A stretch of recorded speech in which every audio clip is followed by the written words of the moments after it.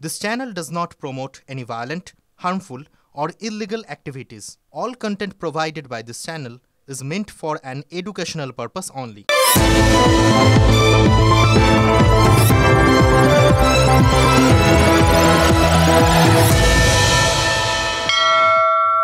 মকর মকর মকর গঙ্গা জল তোরা কোন ঘাটে সিনাবি বল। ঘাটে ঘাটে ডুব দেওয়াই যায়, কিন্তু গঙ্গাসাগরে ডুব দিলেই আসে মোক্ষ। কেন? বিশ্বাস রামচন্দ্রের পূর্বপুরুষ ছিলেন রাজা সাগর। অযোধ্যারাজ সাগর ৯৯ বার অশ্বমেধ যজ্ঞ করে ফেলেছিলেন। ১০০ বারের চেষ্টা করতেই দেবরাজ ইন্দ্রের হুঁশ ফেরে। ইন্দ্র নিজে ১০০ বার অশ্বমেধ যজ্ঞ করেছিলেন। মর্তের এক রাজা তার কীর্তি ছুঁয়ে ফেলবে, এটা ভেবে সাগররাজের যজ্ঞের ঘোড়াকে চুরি করে এক জায়গায় লুকিয়ে রাখেন ইন্দ্র। ঘটনাচক্রে সেই জায়গাতেই ধ্যানে বসেছিলেন কপিল মুনি। সাগর রাজার ৬০,০০০ পুত্র খুঁজতে খুঁজতে ঘোড়া এবং কপিল মুনিকে একসঙ্গে এক জায়গায় দেখতে পায়। তাঁরা ভাবেন ওই মুনি তাদের ঘোড়াকে চুরি করেছেন। এতে রুষ্ট হন কপিল মুনি। তার অভিশাপে সাগর রাজার ৬০,০০০ পুত্রের প্রাণ যায়। তারা নরকে নিক্ষিপ্ত হন। শর্ত ছিল একমাত্র গঙ্গার জল তাদের শরীর স্পর্শ করলে তারা মুক্তি পাবেন। এরপর কেটে যায় বহু বছর। সাগর রাজের বংশধর ভগীরথ স্বর্গ থেকে গঙ্গাকে মর্তে আনেন। গঙ্গা বয়ে যায় সেই জায়গা দিয়ে যেখানে পড়েছিল সাগর রাজার মৃত ছেলেদের শরীর। গঙ্গার জলে ধুয়ে যায় তাদের সমস্ত পাপ। তারা মুক্তি পান, মোক্ষ লাভ করেন। সেই থেকে বিশ্বাস, মকর সংক্রান্তিতে গঙ্গাসাগরে একটা ডুব দিলেই ধুয়ে যাবে জীবনের সমস্ত পাপ। একটা ডুব কি এফেক্টিভ দেখলেন তো? সর্ব রোগহর ওষুধের মতো একটা ডুব সর্বপাপহর। শুরুটা দেবতাদের থেকে। দেবতাদের কিন্তু ব্যাপার স্যাপারগুলো একদম বলিয়ারি বসাই। সাগর রাজা শুধু তার যজ্ঞের সেঞ্চুরি ছুঁয়ে ফেলবেন, মানে রেকর্ড ভেঙে ফেলবেন, এই হিংসের থেকে কি কাণ্ডটা এনে বাঁধিয়েছিলেন দেবরাজ ইন্দ্র দেখলেন তো।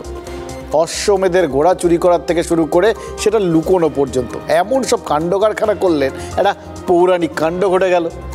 অবশ্য ভাগ্যিস ইন্দ্রের মনে এই ঘোড়া চুরির ফন্দি ফিকিরটা এসেছিল, নাহলে পাপ ধুয়ে ফেলার এই সহজ সরল উপায়টা মর্তবাসী পেত কি? ইন্দ্র ঘোড়া চুরি না করলে, কপিল মুনির ধ্যানের জায়গায় ঘোড়াটাকে না লোকালে, এবং সবথেকে বড় কথা ওই রাজা সাগরের ৬০,০০০ ছেলে কপিল মুনিকে সন্দেহ না করলে গঙ্গাসাগর তো আজকের গঙ্গাসাগর হতো না। এবছর মহাকুম্ভের বছর, উত্তরপ্রদেশের প্রয়াগরাজে কোটি কোটি মানুষের ভিড়, কিন্তু তা সত্ত্বেও গঙ্গাসাগর স্পেশাল। গঙ্গাসাগরে প্রায় ৬০ লাখ মানুষ এসছেন এবার। এই যে এত মানুষ আমাদের রাজ্যে এলেন, কীভাবে এলেন ভাবতে পারবেন না। মানে যদি একবার একটু ওই ময়দান চত্বরে যান, দেখবেন সেখানেই প্রথম যে তারা ঘাঁটিটা গাড়েন, গোটা দেশের বিভিন্ন প্রান্তিক সব জায়গার থেকে এসে কি কষ্ট করে থাকেন, তারপরে ওই সাগর পর্যন্ত যাওয়া, এই এত ঝক্কি ঝামেলা কষ্ট সমস্ত সহ্য করা কিসের জন্য? একটাই তো লক্ষ্য, মোক্ষ লাভ। মোক্ষ লাভ মানে পাপ স্খলন। সাগর রাজার ৬০,০০০ ছেলের মতো সাগর সঙ্গমে গঙ্গার ছোঁয়া পেয়ে পাপ মুক্ত হওয়া, যাবতীয় পাপ তাপ কালি কলঙ্ক সব ধুয়ে ফেলা। ভাবুন তো, সারা জীবন ধরে প্রচুর পাপ ঠাপ করে একবার এসে ডুব দিয়ে পরিষ্কার হয়ে যাওয়া, এর থেকে মানে কি বলবো, এফেক্টিভ ডিটারজেন্ট আজকের দিনেও তো বেরোয়নি। এইভাবে নিজেকে সাফসুত্র করা ভাবতে পারছেন? কি মনে হচ্ছে জানেন তো, এই মকর সংক্রান্তিতে ৬০ লাখের কাছাকাছি যে ওই লোকেরা গঙ্গাসাগরে ডুব দিলেন না, তারা তো যা দেওয়ার সেটা দিয়েছে। সবাই ধরে তো আর গোনেনি, সব জায়গাটা দেখাও সম্ভব হয়নি। ওই ৬০ লাখের বাইরেও একটা স্পেশাল ডুব ওই গঙ্গাসাগরে এবার হয়েছে মনে হচ্ছে, জানেন তো। সেটা কেউ কাউন্ট করেনি। এই ডুবটা কার জানেন? এ রাজ্যের সরকারের। পশ্চিমবঙ্গ নামক রাজ্যটার সরকার এমন একটা ডুব দিয়েছে, মানে মকর স্নান, সব পাপ ধুয়ে একদম পরিষ্কার হয়ে গেছে, সাফ হয়ে গেছে। এই টার্গেটটা নিশ্চয়ই ছিল, জানেন তো, মকর স্নানে সব ধুয়ে ফেলা। এটা সকলের অগোচরে ঠিক করে নিয়েছে। নাহলে দেখুন সংক্রান্তির দিন তিনে কাটতে না কাটতেই এভাবে রাজ্যের ভাগ্য ফিরতে পারত? পর পর এতগুলো পাপ যেগুলো বিরোধীরা বা বিভিন্ন কারণে তাদের গায়ে লেগে যাচ্ছিল, সব একসঙ্গে ধুয়ে মুছে সাফ হয়ে যেত? হয় কখনো, যদি না ওরকম একটা স্পেশাল ডুবের ব্যবস্থা থাকে। পাপ নম্বর 1, আজকে এই পাপগুলোর কথা বলবো, কীভাবে কোন কোন পাপ ধুয়ে মুছে সাফ হলো। এক এক করে আসি। এই শুরুর 1 নম্বর দিয়ে তো শুরু হয়। খুনের সাজাপ্রাপ্ত আসামির গুলিতে 2 পুলিশকর্মী জখম হয়েছিলেন, আপনাদের মনে আছে, গোয়ালপুকুরে। আর তারপর সেই আসামি পালিয়ে গেছিল। এবং সব থেকে বড় কথা, সেফ কাস্টাডি, মানে ওই জেল, সেখান থেকে পুলিশের কাস্টাডিতে আদালত, এই পুরোটাই তো সেফ কাস্টাডি। তার মধ্যে তার হাতে বন্দুকই বা এলো কী করে? এভাবে সে বন্দুক চালাতেই বা পারলো কী করে? তাকে প্রত্যাঘাত কেউ করতে পারলো না, সে পালিয়ে গেলই কী করে? এ নিয়ে তো প্রভূত পরিমাণ প্রশ্ন চারপাশ থেকে উঠছিল। মানে কোথাও গিয়ে একটা চরম পাপের বোঝা সরকারের ওপর চেপে বসছিল, জানেন তো। এটা বিহার, এটা ন্যাশনাল ইস্যু হয়ে যাবে। ন্যাশনাল বর্ডার আছে, international border Bangladesh, international border আছে আপনার নেপাল, তারপরে ন্যাশনাল বর্ডার আছে আমাদের বিহার। এই 3টা বর্ডার জন্য গভর্নমেন্ট অফ ইন্ডিয়াকে ভাবতে হয়। পুলিশ যারা করে তারা একটা কনস্পিরেসি ওয়েতে করে, আর বাইরের লোক ইনভলভ থাকছে, ভিতরে কেউ থাকতে পারে। গভর্নমেন্টকে ডিফেম করার জন্য, সরকারকে ডিফেম করার জন্য অনেক ষড়যন্ত্র হচ্ছে। গোয়ালপুকুরের বিধায়ক, রাজ্যের মন্ত্রী গোলাম রাব্বানি, তিনি তো একেবারে ঘটনার দিন, মানে ওই 16ই জানুয়ারি বলে দিয়েছিলেন একটা ষড়যন্ত্র আছে। কিসের ষড়যন্ত্র? এই যে খুনের আসামি সাজ্জাক পালালো আর তার আগে পুলিশকে গুলি করলো, এই সব কিছুই যে একটা সাজানো চিত্রনাট্য অনুযায়ী হয়েছে এবং এতে একেবারে আন্তঃরাজ্য এবং আন্তর্জাতিক প্রেক্ষাপট রয়েছে একটা, এই সব কিছু বিচার করেই হয়েছে, সেটা তো সেদিনই বুঝিয়ে দিয়েছিলেন গোলাম রাব্বানি। এই শুনলেন না? একদম ভূগোলের ক্লাস নিয়ে নিয়েছিলেন। একদিকে নেপাল, একদিকে বাংলাদেশ, একদিকে বিহার। মানচিত্রের এই ত্রিভুজটা খেয়াল রেখে গোয়ালপুকুরকেই যে ঘটনাটা ঘটানোর জন্য বেছে নেওয়া হয়েছে, সেরকমই তো একটা সূত্র সবার সামনে উপস্থাপনা করেছিলেন। এবং সেই ধারণাটা যে কতটা খাঁটি, সেটা তো আজকে বোঝা গেল। আজ 18ই জানুয়ারি সকালে কি জানা গেল পুলিশকে গুলি করার পর প্রথমে বিহারের দিকে পালিয়েছিল সাজ্জাক, তারপর সেখান থেকে নেপাল যাওয়ার পরিকল্পনা করেছিল। একদম শেষ মুহূর্তে নাকি তার মত বদলায়, নেপাল নয়, ঠিক করে বাংলাদেশে পালানোটাই এই মুহূর্তে সেফ হবে। সেই মতো সাজ্জাক উত্তর দিনাজপুরের শাহপুর সীমান্তের কাছে এসে পৌঁছয়, আর সেখানেই তার সঙ্গে পুলিশের সম্মুখ সমর। এবং সাজ্জাক গুলি চালাতেই না, এইবার আর পুলিশ তারা একদম ভুল করেন। পুলিশও পাল্টা ঠাই 3টে গুলি এবং হাসপাতালে নিয়ে যেতে সাজ্জাককে মৃত ঘোষণা। এই সবটাই তো বুঝিয়ে দিচ্ছে গোলাম রাব্বানি 100-এ 100 পেয়েছেন। তার অনুমান ক্ষমতা অসীম। বিহার, নেপাল, বাংলাদেশ, এই 3টে জায়গার বর্ণনা দিয়েছিলেন তিনি ওই ভূগোল ক্লাসে। 3টে অনুমানই খেটে গেছে। তাহলে আরেকটা অনুমান, ওই ষড়যন্ত্রের কথা, সেটাকেই বা বিশ্বাস করবো না কেন বলুন তো? এতগুলো যদি বিশ্বাস করি এবং যদি খেটে যায়, তাতে এটাও বিশ্বাস করতে হবে, কাজে ওটাও থাকছে। স্যার, ষড়যন্ত্রের যে অভিযোগ গোলাম রাব্বানি করেছিলেন, সেই খবরটাও আমরা বিশ্বাস করছি। আর কথাতেই তো আছে, বিশ্বাসে বিলায় বস্তু। অপার বিশ্বাসে যেরকম ওই গঙ্গাসাগরে লক্ষ লক্ষ মানুষ স্নান করেন, যেভাবে বিশ্বাস করে নেন যে ওই এক ডুবে এতদিন পর্যন্ত যা যা পাপ করেছিলেন, যা যা কালি মেখেছিলেন, সব ধুয়ে মুছে সাফ, তেমনি অপার বিশ্বাসে ভর করে মেনে নিচ্ছি ষড়যন্ত্রের কালি লাগিয়ে সাজ্জাককে পালানোর রাস্তা করে দিয়ে রাজ্যকে পাপের ভাগিদার কেউ করছিল, আর চক্রান্ত ছিল। সেই পাপ ধুয়ে গেল ওই 3টে গুলিতে, পুলিশের গুলি, আসামের মৃত্যু।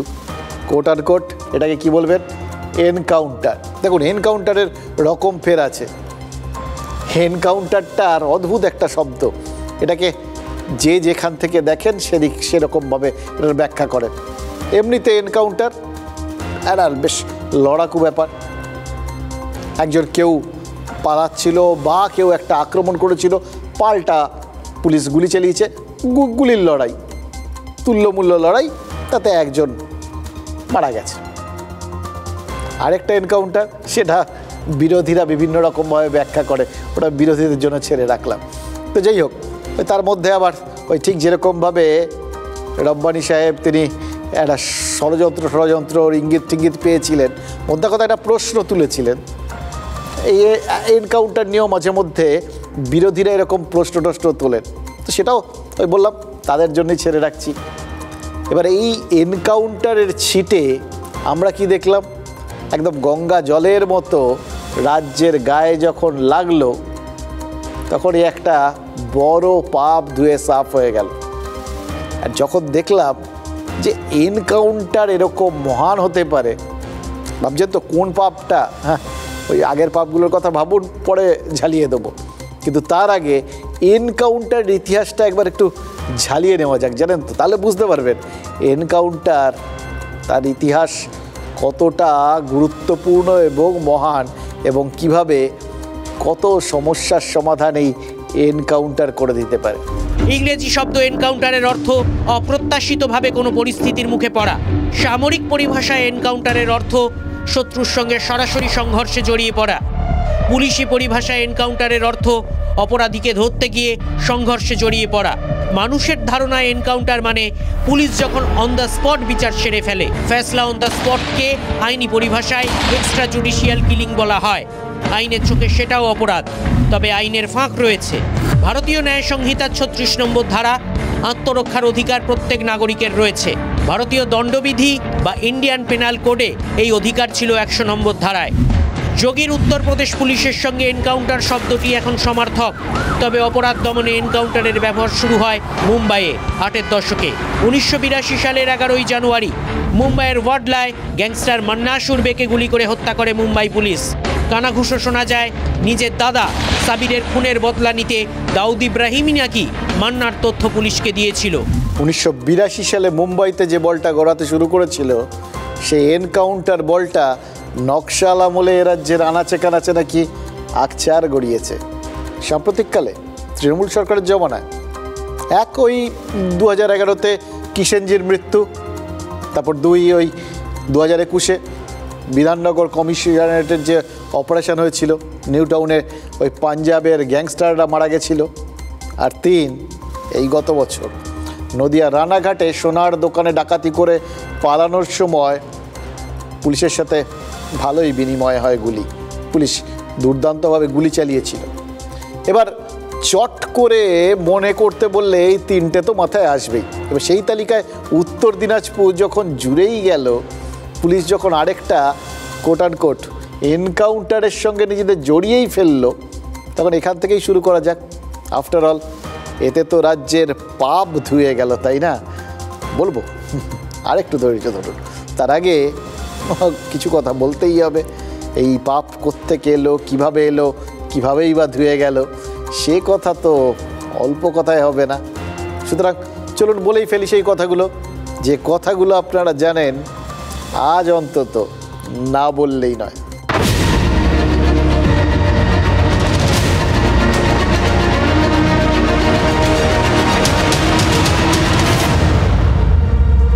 দেখুন, কাউন্টার আর এনকাউন্টার দুটো ইংরেজি শব্দ, বা দুটো শব্দের কাছাকাছি একটা জায়গা রয়েছে। এনকাউন্টারের মধ্যেই কাউন্টার ব্যাপারটা লুকিয়ে রয়েছে, কিন্তু এই দুটো শব্দের মধ্যে একটা মজা আছে। একটু এদিক ওদিক করে নিলেই মানেটা বদলে যায়। মানে ধরুন, কাউন্টার মানে পাল্টা, আবার এনকাউন্টার মানে সম্মুখীন, মুখোমুখি। কাউন্টার আদালতে ঘটল, এনকাউন্টার কোথায় ঘটল? গোয়ালপুকুরের সীমান্তে। প্রথমে কাউন্টারের ব্যাপারটা বলছি। শিয়ালদা আদালতে বিচারক কাজ ওই সঞ্জয় রায়কেই দোষী সাব্যস্ত করেছেন। সঞ্জয় রায় কেন, কিসে সে মানে তাকে অভিযুক্ত ছিল, এটা নিয়ে নতুন করে আর বলার কোনো মানে হয় না। এগুলো আপনারা জানেন, আপনাদের মাথায় ছিল। আজকে সেই দিন, আর কবে করতে করতে আজ হবে, এরকম একটা ব্যাপার এসে দাঁড়িয়েছিল। সেই তিলোত্তমার ধর্ষণ আর খুনের পর, যেখানে 24 ঘন্টার মধ্যে পুলিশ সঞ্জয় রায়কে ধরে ফেলেছিল, একমাত্র অপরাধী হিসেবে যাকে নির্দিষ্ট করে দিয়েছিল, আর সেই পুলিশের দেখানো রাস্তাতেই নির্দিষ্ট লক্ষ্যে হেঁটে যাকে দোষী সাব্যস্ত করেছিল সিবিআই, সেই সঞ্জয় রায়ের বিচার প্রক্রিয়া শেষ এবং তারপর আদালতের রায় ঘোষণা। আজকে আদালত তাকে দোষী সাব্যস্ত করে দিয়েছে। তার মানে পুলিশ শুরু থেকে তদন্তটা যে পথে এগিয়ে নিয়ে যাচ্ছিল সেটা সঠিক বলে এই আদালতে প্রমাণিত হলো। কিভাবে? কাউন্টারের মাধ্যমেই। কারণ পুলিশের বিরুদ্ধে তদন্ত অন্য পথে নেওয়া, তথ্য প্রমাণ লোপাটের মতো অভিযোগ, এগুলো সব উঠেছিল এবং তাই নিয়ে আন্দোলন হয়েছিল, পুলিশ কমিশনারকে সরতেও হয়েছিল। এই যে অভিযোগ, অর্থাৎ কোথাও গিয়ে তথ্য প্রমাণ ধুয়ে মুছে সাফ টাফ করা, যার জন্য কিন্তু দুজনকে গ্রেফতারও করেছিল সিবিআই। একজন ওই আরজি করের প্রিন্সিপাল আর আরেকজন টালা থানার ওসি, এই দুজনকে যে ধরে ফেলা হয়েছিল এই অভিযোগেই তো। কিন্তু যাবতীয় যা যা অভিযোগ সব মনে হচ্ছে আজ ধুয়ে মুছে সাফ হয়ে গেল। যত এগুলোকে, এই অভিযোগগুলো যদি সত্যি হতো, এগুলো তো একটা বড় অন্যায়, বড় পাপ বলে ধরতে হতো। কিন্তু আজ আর কিচ্ছু রইল না, সব পরিষ্কার। দেখুন, আদালতে কাউন্টার কেন বলছি, কারণ সেখানে তো সওয়াল জবাব, বক্তব্য, পাল্টা বক্তব্য, এই সমস্তগুলো থাকে। সে কাউন্টারটা হয়েছে ওখানে। তারপরেই এই সিদ্ধান্ত। এবার এই সিদ্ধান্তের পর, মানে দোষী সাব্যস্ত করার পর অনেকে অনেক কিছু বলছেন টলছেন, কিন্তু আদালত কি বিচার করলো, তার পদ্ধতি কি, সেটা নিয়ে খুব বেশি কেউ মাথা ঘামাচ্ছেন না। কিন্তু আসলে গোটা বিষয়টা বিচার হয় আদালতে তথ্য প্রমাণের মাধ্যমে, আর তথ্য প্রমাণটা কারা জোগাড় করে, সেটা পুলিশ বা এক্ষেত্রে তারপর সিবিআই।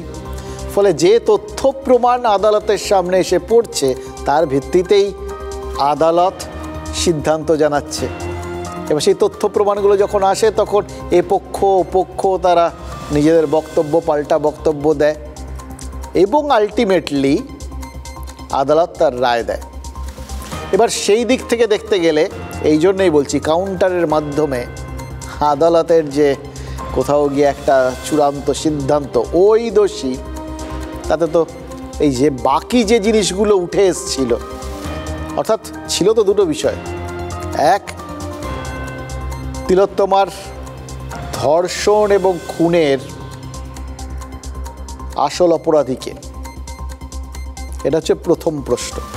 পুলিশ ধরে নিয়েছিল এই সঞ্জয় রায়কে, সিবিআই তার বিরুদ্ধেই তথ্য প্রমাণ দিয়েছিল।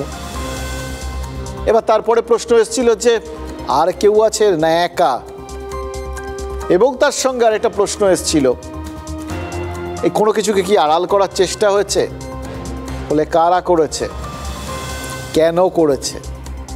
এবার দেখুন, এই সব কটা বক্তব্যেরই ক্ষেত্রে, মানে এই যা যা প্রশ্ন বা এগুলো যদি সত্যি হয়, সব কটাই একটা পাপ। এই পাপগুলোর সপক্ষে বিপক্ষে বিভিন্ন বক্তব্য জমা পড়েছিল, যুক্তির লড়াই হয়েছিল ওই আদালতে।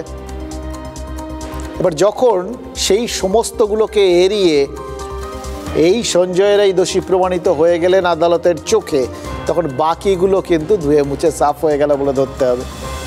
সুতরাং একটা পাপ মুছল। গোয়ালপুকুরের এনকাউন্টারেও তো একটা পাপ মুছল, যেটার কথা শুরুতে বলছিলাম। পুলিশের বিরুদ্ধে গাফিলতির অভিযোগটা ঘুচল। এইরকম সেফ কাস্টডিতে কোথার থেকে একটা বন্দুক এসে তার হাতে পৌঁছলো, একটা পিস্তল এসে তার হাতে পৌঁছলো, কিভাবে সে সেই পিস্তলটা চালাতে পারলো এবং পাল্টা কিছু দেওয়ার সুযোগ দিল না, এবং তারপর পালিয়ে গেল, কে তাকে পালাতে সাহায্য করলো, মানে গোটা বিষয়টার মধ্যে বিস্তর গাফিলতি। এই অভিযোগগুলো যদি চোখের সামনে দেখা, সেগুলোই তো ঘটেছে। ফলে এইগুলোর কোনোটাকে অস্বীকার করার কোনো জায়গা ছিল না। ফলে পাপ এবং পাপবোধ দুটোই চেপে বসছিল প্রশাসন, পুলিশ তথা সব মিলিয়ে সরকারের ওপর। সেখানে সেটাও পুরোটা ধুয়ে মুছে সাফ। এখন সবাই কিন্তু খুব খুশি। এনকাউন্টার করলে লোকজন কিন্তু কিছু কিছু ক্ষেত্রে খুব খুশি হয় আজকাল, যদিও এনকাউন্টারের বিষয়টা অনেকটা বিস্তৃত। গত কয়েক বছরে বারবার পুলিশ মার খেয়েছে, বারবার পুলিশের বিরুদ্ধে স্বজন পোষণের অভিযোগ উঠেছে। বিরোধী রাজনৈতিক দল ছাড়াও পুলিশের একাংশের কাজকর্মের জন্য রাজ্যকে কোথাও গিয়ে ওই পাপের ভাগিদার হতে হচ্ছে বলে তো আঙুল তুলেছিলেন খোদ মুখ্যমন্ত্রী তথা পুলিশ মন্ত্রীও। অদক্ষ পুলিশ, ব্যর্থ পুলিশ, গোয়ালপুকুর কাণ্ডে তো এই তকমাও লেগেছিল। তারপরেই ডিজির হুঁশিয়ারি, খতম সাজ্জাক। একের বদলে 4টে গুলি করতে বলেছিলেন রাজীব কুমার, বলেছিলেন পুলিশকে একটা গুলি করলে পুলিশ 4টে গুলি করবে। এবার সাজ্জাকের দেহে 3টে গুলি মিলেছে বলে তো চিকিৎসকরা জানিয়েছেন, আরেকটা ও ইধার উধার আছে কিনা জানি না আর কি। যাই হোক, সাজ্জাক ফের গুলি ছুঁড়েছিল পুলিশকে। জাভেদ শামীম তেমনই বলেছেন, মানে ভুলটা করে ফেলেছিল। ও কোথায় ডিজি তার আগে কি বলেছেন সেটা সে খেয়াল করেনি, ফলে একের বদলে 4-এর প্রেসক্রিপশন যে রেডি হয়ে গেছে এটা সে জানতো না। তার ফলেই অনেকগুলো পাপ কীভাবে ধুয়ে মুছে সাফ হয়ে গেল। মানে যে প্রশ্নগুলোর জবাব একমাত্র সে দিতে পারত, তো সেই যদি না থাকে তাহলে তো সেই প্রশ্নগুলোও মুছে গেল, উত্তরগুলোও মুছে গেল। এই একটা এনকাউন্টারে কত কিছু বদলে গেল ভাবুন তো। ব্যর্থ থেকে রাতারাতি পুলিশের ভাবমূর্তি বদলে দুর্ধর্ষ হয়ে গেল।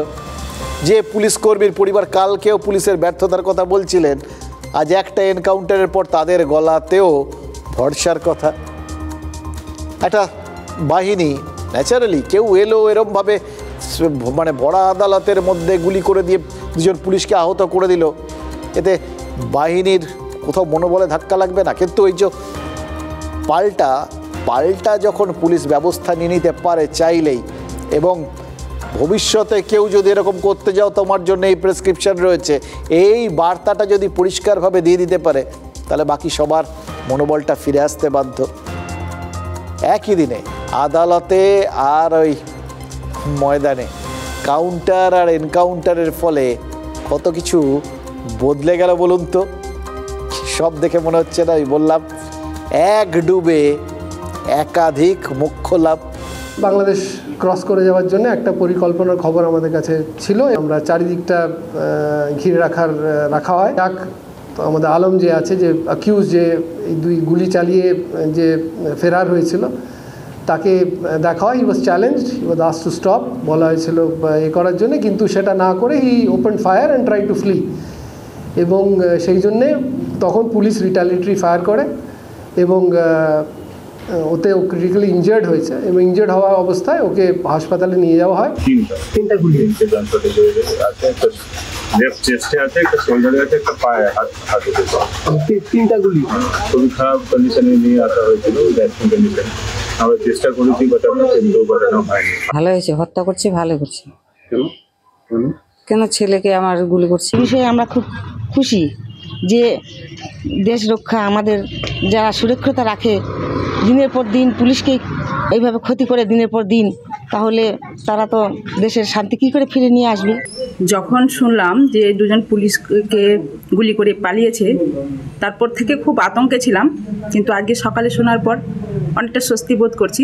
পরিবারের এই সদস্যরাই কাল আমাদের হতাশার কথা বলেছিলেন পুলিশই যদি সুরক্ষা না পায় পাবলিকের কি হবে? কেন আরও বেশি ফোর্স ছিল না এই সমস্ত বিপজ্জনক লোকজনগুলোকে নিয়ে যাওয়ার ক্ষেত্রে? সেই প্রশ্নও তো তুলেছিলেন গুলিবিদ্ধ পুলিশ কর্মীর পরিবার। আজ এনকাউন্টারের খবরে যা চেপেছিল, এগুলো সবই ভুল মানেই অন্যায়, তার মধ্যে পাপবোধ, এই সব কিছু ধুয়ে মুছে সাফ হয়ে গেল, ধুয়ে গেল। দেখুন, হাত ধুয়ে নেওয়া আর পাপ ধুয়ে ফেলা, রাজনীতির উঠোনে কিন্তু এই দুটো পাশাপাশি রোদ্দুর পোহায়। নেতারা জানেন যে কখন কোনটা ব্যবহার করতে হবে, কখন কোনটা ধরতে হয়, কখন কোনটাকে হাত ধুয়ে ফেলতে হয়। আজ এনকাউন্টারের খবরে ঘুম ভেঙেছে বাঙালির। এনকাউন্টার কিন্তু এক্ষেত্রে আজকে কেউ নেগেটিভলি দেখেননি, একটা পজিটিভ অ্যাপ্রোচ হিসেবে দেখেছেন। সাহস, শক্তি আর অ্যাডভেঞ্চারের মিশেল, একটা জমজমাট পুরস্কারের একটা সিম্বল আর কি। এবার পুলিশের বিরুদ্ধে যে নেগেটিভ পাবলিসিটিটা হয়েছিল, যেটা তিলোত্তমা কাণ্ডে আরও জাঁকিয়ে বসেছিল, আজ একদিনে এইসব ধুয়ে মুছে সাফ করাটা প্রশাসনের সাবজেক্ট, কিন্তু সাফ করার ভাবনাটা দেখুন, তিলোত্তমার ধর্ষণ আর খুনের ঘটনা সামনে আসার পর অভিষেক বন্দ্যোপাধ্যায়ের কথাগুলো একবার মনে করুন তো। তিনি এনকাউন্টারের কথা বলেছিলেন যারা ধর্ষণ করে তাদের এনকাউন্টার করে দেওয়া উচিত। সে সময় অবশ্য ফিরহাদ হাকিমের মতো কয়েকজন মৃদু আপত্তি জানিয়েছিলেন। তাদের মনে হচ্ছিল যে বাংলার মাটি বাংলার জল, এনকাউন্টারের পাপে পূর্ণ হোক চলবে না, অন্তত পশ্চিমবঙ্গ পুলিশ এটা করবে না। আচ্ছা, আমাদের মতো ফিরহাদ হাকিমের মতো অভিজ্ঞ নেতাও কি এতদিন ভুল ভাবছিলেন? অভিষেক বন্দ্যোপাধ্যায় যে আসলে সেই কথাগুলো বলেছেন যেগুলো মমতা বন্দ্যোপাধ্যায়ের কথা, সেটা কি ফিরহাদ হাকিমের মতো তৃণমূল নেতাও ধরতে পারছিলেন না? দেখুন, মমতা বন্দ্যোপাধ্যায় সম্প্রতি কিন্তু প্রশাসনিক বৈঠক থেকে পুলিশকে বলেছেন বেগরবাই দেখলেই তিনি ব্যবস্থা নেবেন, নিচুতলা উঁচুতলা দেখবেন না, কেউ বাধা দিলে তা কেউ ছাড়বেন না। বলেছেন পুলিশ যেন বুঝে নেয় মুখ্যমন্ত্রী কি বলতে চাইছেন এবং মুখ্যমন্ত্রী যা বলছেন সেটাই শেষ কথা। দেখুন, মুখ্যমন্ত্রী পুলিশ মন্ত্রী, তার কথা তো শেষ কথা হবেই। তাও আলাদা করে বলেছিলেন কেন? বলেছিলেন তখন তো ধরে নিতে হবে আজ পুলিশ যা করেছে তাতে পুলিশ মন্ত্রীর কোনো আপত্তি নেই, কিন্তু এনকাউন্টারটা তো আবার সেই পুরনো অভিষেকের পছন্দের বিষয়। 2022-এ বিজেপির মিছিল থেকে হামলায় পুলিশ আক্রান্ত হওয়ার পর আর তিলোত্তমার ঘটনার পর অভিষেক তো ট্রিগার হ্যাপি পুলিশকে দেখতে চেয়েছিলেন। মুখ্যমন্ত্রী আর অভিষেক বন্দ্যোপাধ্যায় দুজনকে পুলিশ একসঙ্গে হ্যাপি করলো। এটা কি দুজনের পছন্দটা মিলে যাচ্ছে বলেই? আমি দেবজিৎ বাবুকে বললাম যে আমি আপনাকে স্যালুট জানাই যে আপনি কিছু করেননি। আপনার জায়গায় যদি আমি থাকতাম আর আমার সামনে যদি পুলিশের গাড়িতে আগুন জ্বলতো বা এইভাবে পুলিশের উপর আক্রমণ হতো, আমি এখানে শ্যুট করতাম মাথার উপরে। আমি মনে করি আইনসভায় এমন কঠোর আইন আনা দরকার যেখানে 7 দিনের মধ্যে এই খুনি এবং ধর্ষকদের একদম এনকাউন্টার করে মারা উচিত। আমরা তো ইউপির মতন পারবো না যে হাতে লকআপ দিয়ে এনকাউন্টার করে মেরে দিতে, সেটা সভ্য সমাজে সেটা হয় না। কোর্টের সামনে প্রডিউস করবে এবং কঠোর শাস্তি হবে, এটা আমি আশা রাখি। এটা যে দুষ্কৃতীরা যে গুলি চালিয়েছে, এটা আমাদের সকলের উপরে গুলি আছে, এটাকে আমরা ভালো জবাব দেব। কিন্তু যদি কোনো ক্রিমিনাল পুলিশ ফোর্সের উপরে গুলি চালাবে, যদি একটা গুলি চালাবে আমরা চারটা গুলি চালাবো। আমরা এটা প্রতিবাদ আছি অ্যান্ড উইল ডু ইট। মারাটা এনকাউন্টার করাটা এটা কিন্তু পুলিশ মমতা ব্যানার্জির বিরুদ্ধে গিয়ে এটা করেছে, এটা নিয়ে মমতা ব্যানার্জি খুব খুশি হবেন না। দেখুন, এনকাউন্টার পক্ষে বিপক্ষে জোরদার আলোচনা বা সমালোচনা, এর ফলে কি হলো? ভাগাভাগি হয়ে গেল, ওই বাঁদরের পিঠে ভাগের মতোই। সবটাই তো একই দিকে যাচ্ছে, এটা কেউ বুঝতেই পারছে না। এনকাউন্টারের কাউন্টার করাটা এই মুহূর্তে কিন্তু বিজেপির পক্ষে খুব মুশকিল। তাহলে ওই উত্তরপ্রদেশের যোগী প্রশাসনের প্রসঙ্গগুলো চলে আসবে, তৃণমূল চেপে ধরবে। তাই জন্যে সবাই এখন নিজের মতো করে নিজের অ্যাঙ্গেল থেকে ব্যাপারটা কতটা নিজেদের দিকে টেনে আনা যায় সেই চেষ্টা করছেন। এই যেরকম পুলিশকে আজকে হিরো বানিয়ে দিলেন অর্জুন সিং, এবং তিনি এটা পরিষ্কার করে দিতে চাইলেন যে পুলিশ আসলে এতদিনে কাজটা করেছে, তারা মুখ্যমন্ত্রীর কথা শোনেনি। মানে এই কাজের কাজ বলা মানে ভালো কাজের ভাগ তিনি কিছুতেই মুখ্যমন্ত্রীকে দেবেন না, সেটা ক্লিয়ার করে দিলেন তিনি। অথচ দেখুন, তার আগেই আবার পুলিশ সম্পর্কে তিনি কত কিছু বলেছিলেন, আজকে আবার অন্য কথা বললেন। এবার তারাও কি মনের মধ্যে ছিল না, বা তিনি কি ভুলে গেছিলেন যে অভিষেকের আগে কি বলেছিলেন? খেয়াল করে দেখুন, সাম্প্রতিককালে কিন্তু যাই হোক, এটা কাকতালীয় বলতে পারেন, কিন্তু যেগুলো অভিষেক বলছেন বা যেগুলো অভিষেক করছেন সেগুলোই আলটিমেটলি রাজ্যে হচ্ছে।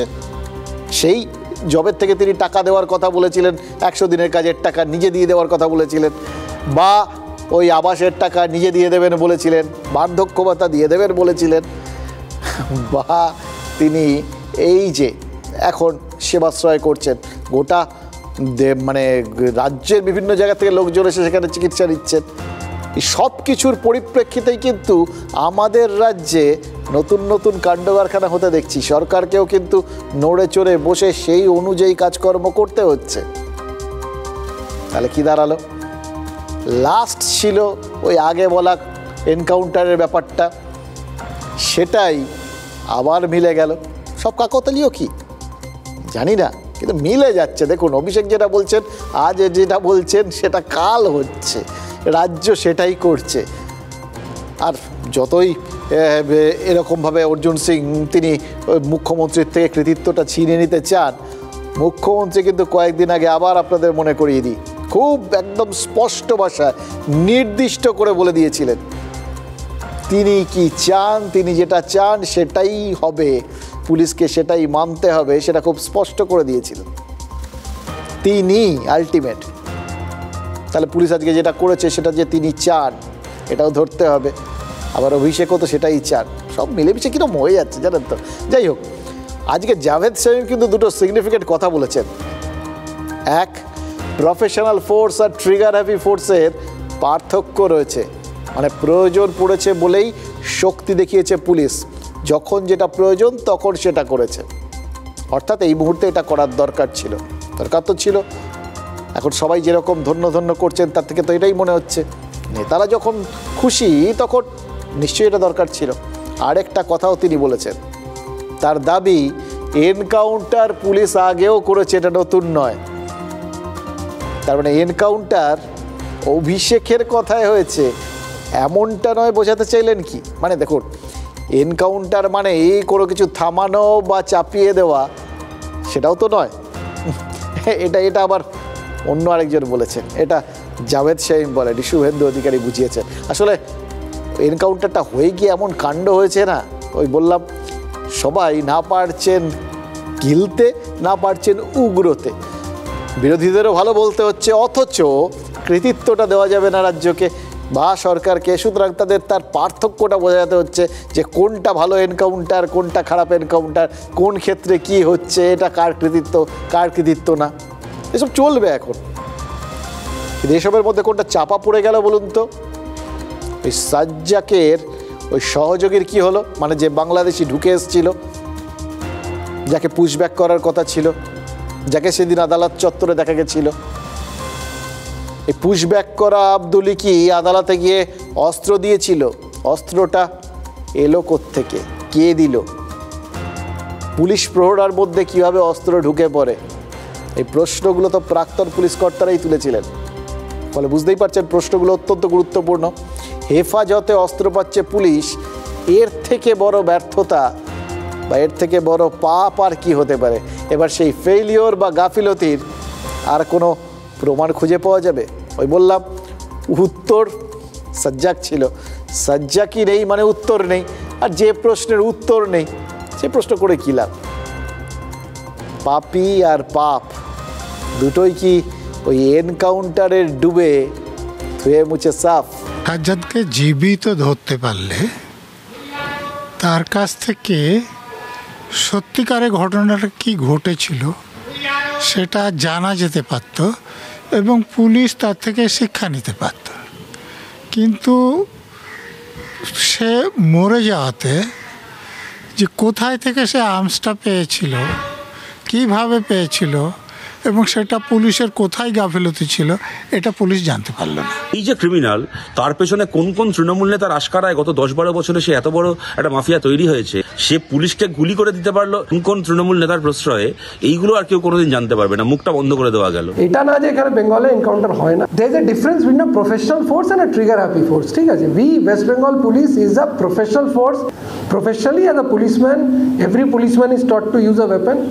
কখন করতে হবে, কিভাবে করতে হবে, সেটা আইনত লেট ডাউন আছে।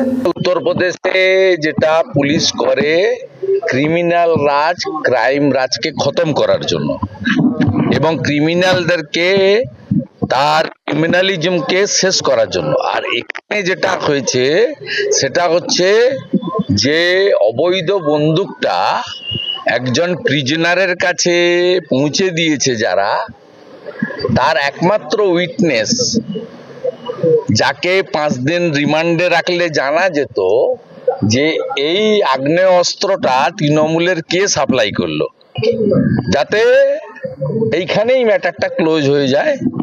তাই এই খুনটা করা হয়েছে, এটা তো এনকাউন্টার নয়, খুন। বিরোধী দল নেতা শুভেন্দু অধিকারী মনে কিন্তু সন্দেহ ঢুকিয়ে দিলেন, বললেন সাজ্জাকের এনকাউন্টার আসলে একজন সাক্ষীকে সাবার করে ফেলা হয়েছে, যে বলে দিতে পারতো বন্দুক কোথা থেকে কার মাধ্যমে কোর্ট লকআপে ঢুকেছে। অবশ্য এটার বলার মধ্যে দিয়ে কোথাও গিয়ে তিনি বোধহয় ওই অর্জুন সিংয়ের পাপটাও ধুয়ে মুছে দিলেন, কারণ অর্জুন সিং আবার পুলিশকে কৃতিত্ব দিয়ে ফেলেছিলেন। হ্যাঁ, তাদের হিরো করতে গিয়ে তিনি একটুখানি তাদের শৃঙ্খলার বাইরে আনার চেষ্টা করেছিলেন, বলেছিলেন মুখ্যমন্ত্রীর কথা শোনেনি তারা। কিন্তু তাও যদি কোথাও গিয়ে পুলিশ একটা কৃতিত্বের কাজ করে তাহলে তো তার কৃতিত্বের ভাগদার পুলিশ মন্ত্রী হন। এবার পুলিশ মন্ত্রী হন বা মুখ্যমন্ত্রী দুজনেই এক, এবং তিনি মমতা বন্দ্যোপাধ্যায়, এবং মমতা বন্দ্যোপাধ্যায়কে শুভেন্দু অধিকারী কোনোভাবেই এতটুকু কৃতিত্ব দিতে রাজি নন।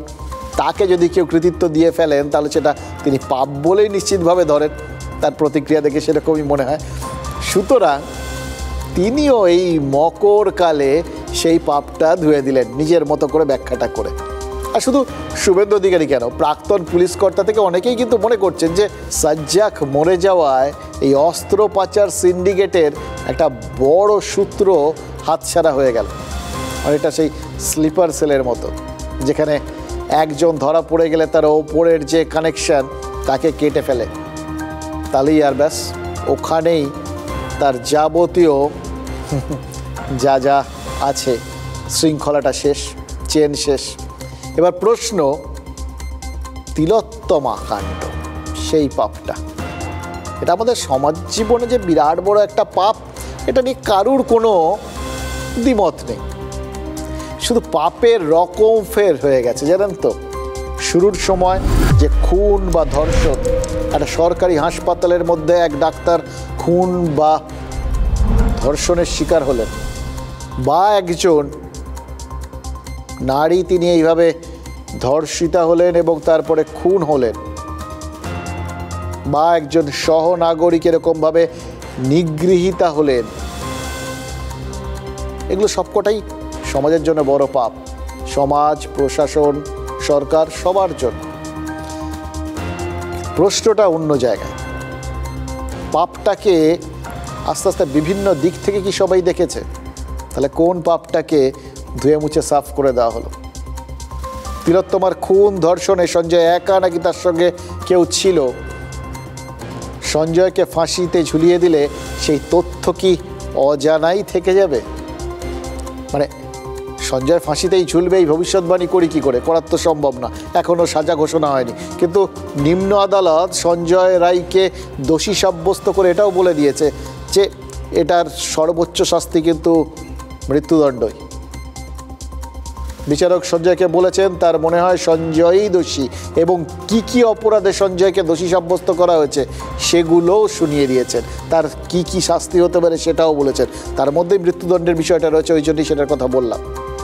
দেখুন, এগুলো আইনি কচকচির বিষয়।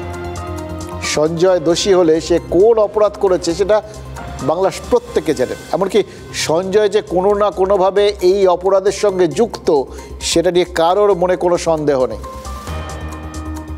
এবং এই ঘৃণ্য ঘটনায় জড়িত যার যতটুকুনি দায়িত্ব রয়েছে, যে যতটুকু পাপ করেছে, সেই পাপটাকে ধুয়ে মুছে সাফ করে দিতে কারুর কোনো আপত্তি নেই, এটা খুব পরিষ্কার। হ্যাঁ, এবার বাকি যে প্রশ্নগুলো সেগুলো তুললেই হয়তো একটা অন্যরকম রাজনৈতিক অ্যাঙ্গেল থেকে গোটা বিষয়টাকে দেখা হচ্ছে। হয়তো বলা হবে, ও এতে খুশি হলো না, তাহলে এরা নিশ্চয়ই চায় না যে আসল অপরাধী শাস্তি পাক। মুশকিল হচ্ছে সবাই তো আসল অপরাধীর কথাই বলছেন। এবার কেন একজনকে আদালত দোষী সাব্যস্ত করে দেওয়ার পরেও লোকের মনে আসল অপরাধীর প্রসঙ্গটা উঠে উঠে আসছে, এটাও তো ভাবার বিষয়। আবার বলছি, বিচারক তো বিচার করেন যে তথ্য প্রমাণ পুলিশ বা এক্ষেত্রে সিবিআই তার সামনে এনে রেখেছেন তার ভিত্তিতে। এবার বিচারের মতো চলছে, এটা নিয়ে তো কিছু বলার নেই। এমনকি সোমবার দুপুর 12টায় বিচারক যদি, সেদিনই তো ঘোষণা করবেন আসল শাস্তিটা কি হবে, সেদিন তিনি যদি সঞ্জয়ের ফাঁসির সাজা ঘোষণাও করেন, কারো কিন্তু এতটুকু দুঃখ হবে না। কিন্তু প্রশ্নগুলো কি থেমে যাবে? দেখুন, সঞ্জয়ের দিকে প্রথম দিন থেকেই তো কারো নজর নেই। তিলোত্তমার পরিবার, শুভাকাঙ্ক্ষী, সাধারণ মানুষ থেকে বিরোধীরা সঞ্জয়কে অগ্রাহ্য করেই তারা খুঁজে চলেছেন আর কে। বিচারক সঞ্জয়কে দোষী সাব্যস্ত করার পরেও কিন্তু সেই খোঁজটা থামেনি, সেই সন্দেহ বিন্দুমাত্র টাল খায়নি। সঞ্জয় একা নয়, আরও কেউ নিশ্চয়ই আছে। এই সংশয়টা এখনো কেন ঘুরে ঘুরে বেড়াচ্ছে বলুন তো?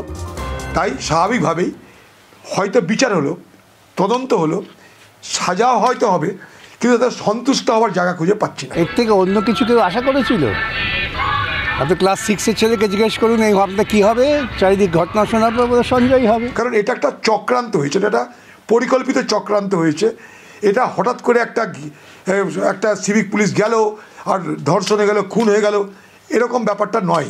তা যদি হতো তাহলে এত তথ্য প্রমাণ লোপাট করার চেষ্টা কেন হলো? এই যে সন্দীপ ঘোষ, অভিজিৎ মণ্ডল, তারা কেন তথ্য প্রমাণ লোপাট করতে চেয়েছিল, কিভাবে চেয়েছিল, তাদের বিরুদ্ধে সাপ্লিমেন্টারি চার্জশিট কেন দিতে পারলো না সিবিআই? এই প্রশ্নগুলো তো থেকেই যাচ্ছে। শুধু আমরা বলছি তা তো নয়, সিএসএফএল এর রিপোর্টে কথা বলছে, একাধিক ডিএনএ এর প্রেজেন্স অস্তিত্বের কথা এই কথা বলছে। তাহলে আপনারা দেশের সর্বোচ্চ তদন্তকারী সংস্থা সিবিআই ইনভেস্টিগেশন করছে, সুপ্রিম কোর্ট মনিটর করছে, তারপরেও যদি ক্রিমিনালরা বাইরে ঘুরে বেড়ায় তাহলে আমরা কিভাবে বলতে পারি বিচার? আমাদের মাননীয় মুখ্যমন্ত্রী বলে দিয়েছিলেন যে সঞ্জয় রায় ওকে ধরা পড়েছে, কলকাতা পুলিশ ঠিক ধরেছে, ওকে ফাঁসিতে লটকে দাও। আজকে রাজ্য সরকারের সঙ্গে সেটিং ক্রমে আমরা একদম নির্দিষ্টভাবে অভিযোগ করছি, যেটা রাজ্য সরকারের সঙ্গে কেন্দ্রীয় সরকারের সেটিং ছাড়া এই সিদ্ধান্ত কখনো হতে পারে না। তারা সেটিং করে সাপ্লিমেন্টারি চার্জশিট দেওয়ার কথা বলেও সাপ্লিমেন্টারি চার্জশিট পড়লো না। এই অমীমাংসিত বিষয়গুলি নিয়ে যেটা ডাক্তারবাবুরা তুলছেন এবং রিপোর্টে যদি সত্যি এইগুলো ডিএনএ বা ফরেন্সিকে থেকে থাকে বা তার পরিবার বাবা মা যেসব অভিযোগ করছেন এর নিষ্পত্তি হওয়া উচিত। আমরা আজকে আরো খুশি হতাম যদি সন্দীপ ঘোষ এবং বিনীত গোয়েলকে অ্যাকিউজড ঘোষণা করতেন হাইকোর্ট। এইটুকু মানে মনে হচ্ছে যে গ্রুপ অপরাধে আর লঘু দণ্ড হচ্ছে। সিবিআই সাপ্লিমেন্টারি চার্জশিট দেওয়ার কথা বলেছিল। যে 5 দিন কলকাতা পুলিশের হাতে তদন্তের ভার ছিল, সেই 5 দিনে কি কি তথ্য প্রমাণ কোথায় গেছে এবং সেটা নিয়ে আমাদের যথেষ্ট ডাউট আছে। এবং তার ফলে আপাতত শুধু এই সঞ্জয় রায় ধরা পড়ল, এটা আদৌ যদি সঠিক তথ্য প্রমাণ উপস্থিত থাকতো তাহলে আর কি হতো, তাহলে সঠিকভাবে বোঝা যেত, কিন্তু এই মুহূর্তে তো বোঝার মতো পরিস্থিতিতে আমরা নেই। আজকে রায় প্রমাণিত হলো কলকাতা পুলিশের তদন্ত সঠিকভাবে সঠিক পথে ছিল, মাঝপথে সিবিআইকে দেওয়া হয়েছিল এবং সিবিআই তদন্তেও কলকাতা পুলিশের তদন্তটাই মান্যতা পেয়েছে। বাকি যারা আছে তাদের যতক্ষণ বের না করবে ততক্ষণ আমাদের কোনো আশা পূর্ণ হচ্ছে। পুলিশ এখন প্রোটেকশন দিচ্ছে সবাইকে, আমাদের প্রোটেকশন দিচ্ছে। আমার মেয়েটা 9 তারিখে মরলো, কেউ কোনো প্রোটেকশন দিল না। এরা প্রত্যেকে আইনিভাবে কেস মনিটর করছিল সুপ্রিম কোর্ট, প্রত্যেকটা শিবিরের আইনজীবী ছিল সুপ্রিম কোর্টে, সেখানে তাদের যা যা বলার সবটা বলেছেন। তারপরেও তাদের এই আমার মনে হয় আমি শুনেছিলাম আমার ইচ্ছা অমুক গ্রেফতার হোক, সুপ্রিম কোর্ট এগুলো হস্তক্ষেপ করেননি। সেই কারণেই তদন্ত এবং বিচার প্রক্রিয়ায় সুপ্রিম কোর্ট হস্তক্ষেপ করেননি। এইটা যে বিচার হয়ে যাবে বলে বিচার প্রক্রিয়া শেষ হয়ে যাবে না, তদন্তও শেষ হয়ে যাবে না। তাই আমাদের ধৈর্য হারালে চলবে না, ধৈর্য ধরতে হবে এবং সঠিক বিচার ছিনিয়ে আনতে হবে। দেখুন, এতগুলো প্রশ্ন, এতগুলো সংশয়, এইগুলো নিয়ে তো বিভিন্ন দিক থেকে বুঝতেই পারছেন যে এগুলো উঠছে, তার কারণ পাপটা কতটা গভীর ছিল। কিন্তু সার সত্যটা তো কুণাল ঘোষ বলে দিলেন। যে মুহূর্তে সঞ্জয় রায়ের শাস্তি হয়ে যাবে, তারপরেও হয়তো উচ্চতর আদালতের জায়গাগুলো রয়েছে, কিন্তু তারপরেও সেগুলো তো সব কিছুই হবে যে তথ্য প্রমাণ কোথাও গিয়ে এই পুলিশ প্রাথমিকভাবে এবং পরবর্তী ক্ষেত্রে সিবিআই পেশ করবে তার ভিত্তিতে। আপনাদের মনে আছে কামদুনি কাণ্ডে, সেখানে নিম্ন আদালতে ফাঁসির যে আদেশ পাওয়া আসামি, শাস্তি পাওয়া আসামি, সে তো কোথাও গিয়ে রেহাই পেয়ে গেছিল উচ্চতর আদালতে গিয়ে, এবং তখন উচ্চতর আদালত বলেছিল যে তথ্য প্রমাণের মধ্যে বিস্তর ফাঁক রয়েছে। ঘটনাচক্রে সেই তদন্তের দায়িত্বভারের মধ্যেও কিন্তু বিনীত গোয়েলের নামটা ছিল। সে যাই হোক, কিন্তু এটা তো পরিষ্কার আজকে কেউ কামধুনির নাম শুনতে পাচ্ছেন।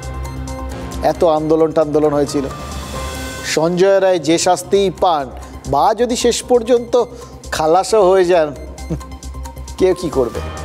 আর তো কোনো প্রশ্নের অবকাশ থাকবে না। তখন কুণাল ঘোষ নিশ্চিন্তে বলতে পারবেন যা করেছিল কলকাতা পুলিশ সেটাই ফাইনাল, তারাই ঠিকঠাক কাজ করেছিল। কারণ শুনলেন সিবিআই সার্টিফাই করে দিয়েছে, বললেন তিনি। সিবিআই প্রশংসা করলেন, কিন্তু মানে সিবিআই যে কাজটা করে সবসময় উনি বলবেন সব ক্ষেত্রে করে না, এখন বলতে হবে আর কি, সবটা উদ্দেশ্য প্রণোদিত না, মাঝে মধ্যে ঠিক কাজ করে। এবার ঠিক কাজগুলো কখন হয় সেটা আপনারা ভেবে দেখুন। তবে দেখুন, মূল পরীক্ষায় ফেল করলে সাপ্লিমেন্টারি টেস্ট দিয়ে পাস করতে হয়, এটা তো আমরা জানি। এখানে কিন্তু যে যাই প্রশংসা করুক, ফেল করা ছাত্রটার নাম সিবিআই। ডাক্তাররা বলছেন যে রাজ্য পুলিশকে পাস করাতে সিবিআই ইচ্ছে করে ফেল করছে। এবার বিজেপি বলছে রাজ্য পুলিশ সিবিআইকে পুরো সিলেবাসটাই দেয়নি, আনসিন প্রশ্ন। এখন সিবিআইকে চাপ দেওয়া হচ্ছে সাপ্লি টেস্ট দিতে, মানে সাপ্লিমেন্টারি চার্জশিট জমা দিতে। কিন্তু ছাত্র নিজেই যদি আর পরীক্ষা দিতে রাজি না হয়, সিবিআইও যদি কেস ক্লোজ করে দিতে চায়, তখন অবশ্য প্রশ্ন উঠবে তাহলে তারা ওই সন্দীপ ঘোষ আর টালা থানার ওসিকে যে প্রমাণ লোপাটের অভিযোগে গ্রেফতার করেছিলেন তার ভিত্তি কী ছিল? এটাও প্রশ্ন উঠবে। ইনকোয়েস্টের সময় সেমিনার রুমে যারা হাজির ছিলেন তারা কী জন্য গেছিলেন, খুঁজে দেখা হয়েছে? আর এটাও প্রশ্নটা উঠবে যে কলকাতা পুলিশ যে সেটা অস্বীকার করার চেষ্টা চালিয়ে গিয়েছিল কেন? তিলোত্তমার মৃত্যুর পর অরিজিৎ সিং গান লিখেছিলেন আর কবে, এবার কি আর কারা গান লিখবেন? যদি লেখাটা নাও হয় তবুও আর কারা, এই প্রশ্নটা মনে হচ্ছে মানুষের মনে ঘুরপাক খাবে। আরও একটা জিনিস ঘুরপাক খাবে, এবার কোন এজেন্সি? কারণ কেন্দ্রীয় এজেন্সি সিবিআইয়ের বিশ্বাসযোগ্যতা অন্তত এই মামলায় একেবারে ভেঙে চুরে চুরমার হয়ে গেছে। তিলোত্তমার বাবা মা TV9 বাংলাকে জানিয়েছেন তারা আস্থা হারিয়েছেন। আগে সিবিআই আধিকারিকরা ফোন ধরতেন, এখন নাকি তারা ফোনও ধরেন না। এই পাপটা যেটা তাদের গায়ে ছুঁড়ে দিচ্ছে লোকজন, সিবিআই সেটাকে কিভাবে ধোয়ার চেষ্টা করবে বলুন তো? CFSL রিপোর্ট বলছে যেভাবে দেহটা ছিল এবং ওখানে যে ধস্তাধস্তির কোনো চিহ্ন নেই, তাই ওখানে এই খুন ধর্ষণ ঘটেনি। তাহলে সেমিনার হল ঘটনাস্থল নয়, তাহলে সিবিআই কি তদন্ত করেছে? পুলিশ 5 দিনে যেটা করেছিল সিবিআই সেটাতেই তকমা লাগিয়েছে। তাছাড়া সন্দীপ ঘোষ এবং টালা থানার ওসিকে যে ধরেছিল সেখানেও সিবিআই চার্জশিটই দিল না। 90 দিন পার হওয়ার পরেও তাদের চার্জশিট দিল না। তাহলে কি তাদের বিরুদ্ধে কোনোই তথ্য প্রমাণ ছিল না, এমনিই তাদের ধরে নিয়েছে?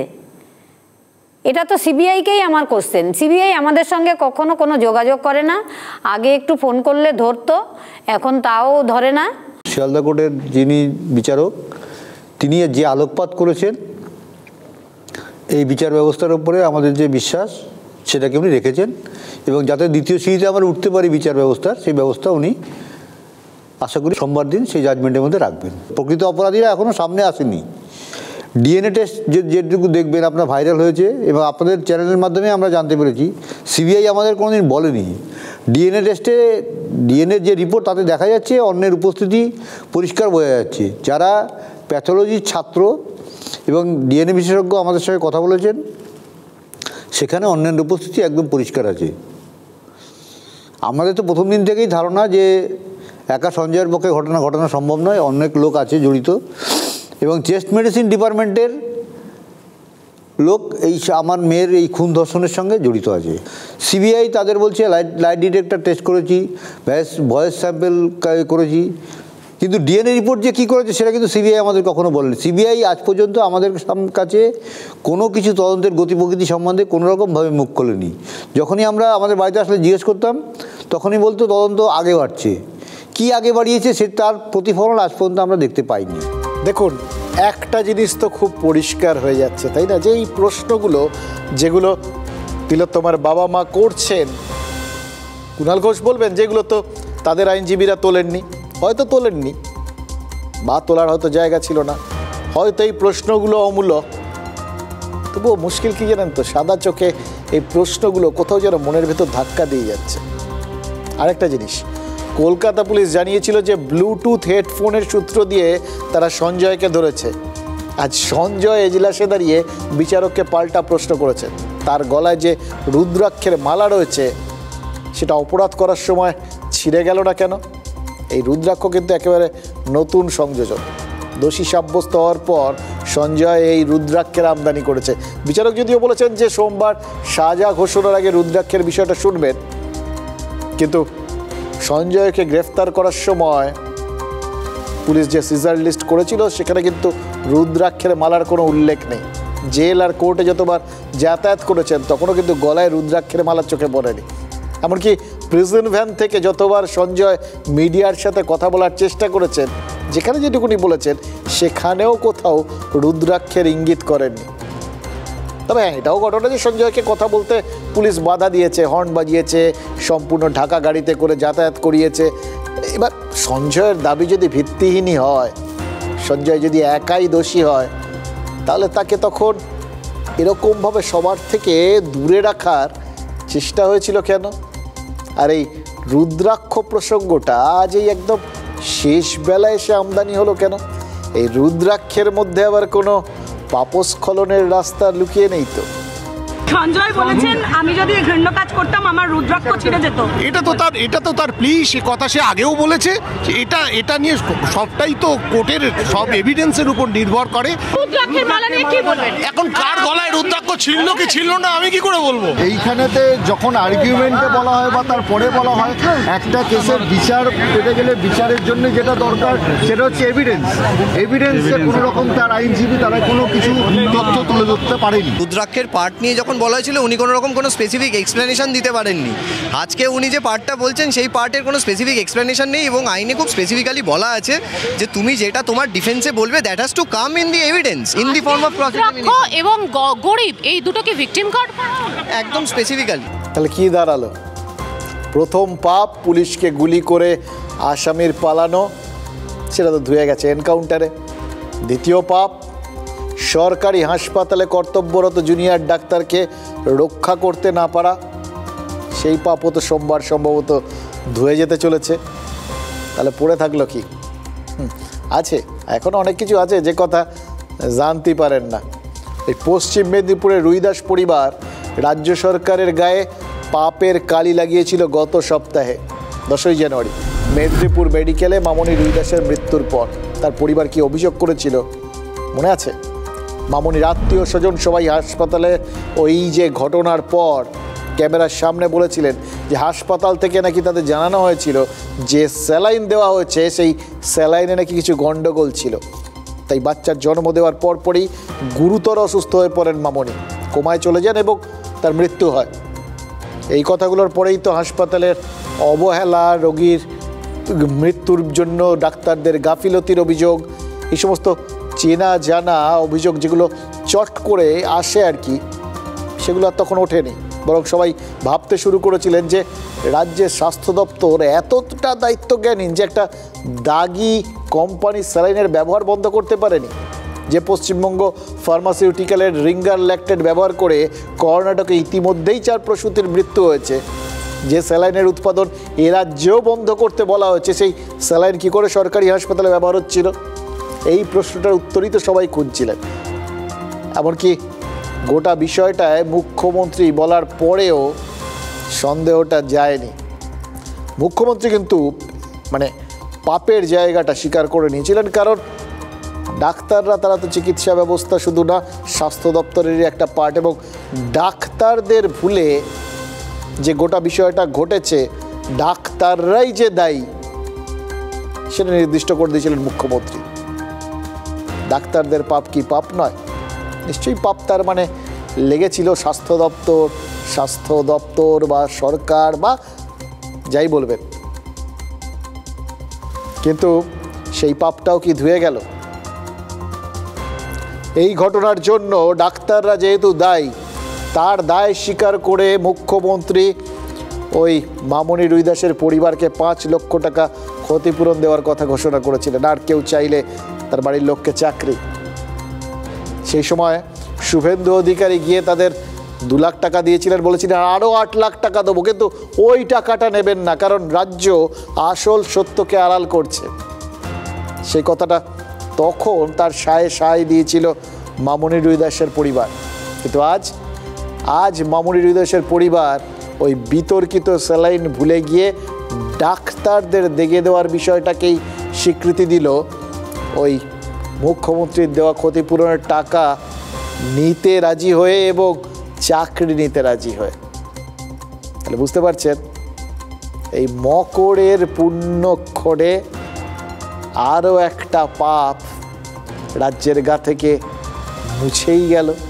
কি তোমাকে বলছি, তুমি 50 লাখ টাকার 1 টাকা কম নেবে না। তোমাকে 2 লাখ টাকা আমি দিয়ে গেছি, আমি আরো 8 লাখ টাকা দেবো। আমি 10 লাখ টাকা দেবো, মমতার 5 লাখ নেবে না। এটা নিতে হবে, নাহলে ছেলেদের দিয়ে মানুষ করবো কি করে। কালকে না বলেছিলি? কালকে মাথার খেয়ালে কি বলে দিয়েছিলাম ঠিক নেই, বুঝতে তো পারছো যে মাথা কি করব না করব। সরকার যেটা দিচ্ছে সেটা আমরা নিতে হবে, কিন্তু মানে 5 লাখ একটা চাকরি, তো চাকরিটা যেন সরকারি হয় একদম। দ্বিতীয় নম্বর হচ্ছে সরকার একটু ভেবে দেখুক, আমরা তো এরকম ধরনের লোক, খেটে খাওয়া মানুষ, যদি আরও কিছু সরকার বাড়ায় বা করে। তিনখানার কথা তো বললাম, পাপ কীভাবে ধুয়ে মুছে সাফ, আরও অনেকগুলো তো ধুয়ে মুছে যাবে বলেই মনে হচ্ছে। এর মধ্যেই তো এই মকরকালেই তো জ্যোতিপ্রিয় মল্লিক তিনি ছুটি পেয়ে মানে জামিন পেয়ে আর কি বাড়ি গেছেন। আরও অনেক অভিযুক্ত নিয়োগ কেলেঙ্কারিতে, রেশন কেলেঙ্কারিতে তারা সব জামিন টামিন পেয়েছেন। এমনকি পার্থ চট্টোপাধ্যায়, তারও তো এর মধ্যেই ওই বাড়ি যাওয়ার একটা সম্ভাবনা রয়েছে। মোটামুটি দিনক্ষণ ঠিক হয়ে গেছে। সুতরাং বুঝতে পারছেন গঙ্গাসাগরের মোহনা, যেখানে গঙ্গা গিয়ে মিশেছে বঙ্গোপসাগরে, সেখানে কত গুণ। সাগরের নোনা জলে মেশার পর পুণ্য তো আর গঙ্গার গুণাগুণ সম্পর্কে নিশ্চিত হয়ে যাওয়াই যেতে পারে। যদি তাই হয় তাহলে একটা কথা ভাবছিলাম জানেন তো, মোহাম্মদ ইউনুসকে একবার এই জলে ডুব দিয়ে দিলে হয় না, মানে ডুবিয়ে নিলে হয় না। নোবেল শান্তি পুরস্কার জয়ী যে আসলে অশান্তির পূজারী, সেটা তো আজ আরেকবার প্রমাণ হয়ে গেছে। মালদার সুখদেবপুর সীমান্ত পার করে অনুপ্রবেশকারীদের ভারতে ঢোকাতে চেয়েছিল বর্ডার গার্ড বাংলাদেশ। এই অনুপ্রবেশকারীরা কেমন সেটা অবশ্য তাদের ব্যবহারেই প্রমাণ পাওয়া গেছে, অন্য সবগুলোর মতো না যাদের কথা আমরা সচরাচর শুনি। এই বাংলাদেশি অনুপ্রবেশকারীরা সীমান্ত পার করে আক্রমণাত্মক হয়ে উঠেছে, মারমুখী হয়ে উঠেছে, কারণ তাদের সীমান্ত পার করতে দেখে এই পার থেকে ছুটে গেছিলেন সুখদেবপুরের বাসিন্দারা। এদেশের মানুষজন এখন সতর্ক হয়ে গেছেন। গত কয়েকদিন ধরেই তারা দিনরাত এক করে পাহারা দিচ্ছেন সীমান্ত। বিএসএফের সাথে কাঁধে কাঁধ মিলিয়ে নিজেদের জমি জায়গা দেশ বাঁচানোর জন্য তারা সতর্ক হয়ে গেছেন। তাই আজ যে মুহূর্তে দেখেছেন যে ওই বাংলাদেশ অনুপ্রবেশকারীদের ঢোকাচ্ছে, সঙ্গে সঙ্গে তারা ছুটে যান। ভারতীয়দের তারা খেয়েই বাংলাদেশিরা কি করেছে জানেন? ওখানেই তাদের পরিচয়টা প্রকাশ হয়ে গেছে। এলো পাথারি ইট পাটকেল ছুঁড়ে আক্রমণ করেছে, মানে প্রকারান্তরে ভারতীয়দের লক্ষ্য করে দুষ্কৃতীদের এগিয়ে দেওয়ার কাজটাই যে ইউনুস সাহেব করছেন সেটা প্রমাণ হয়ে গেছে। লাভের লাভ কি হলো?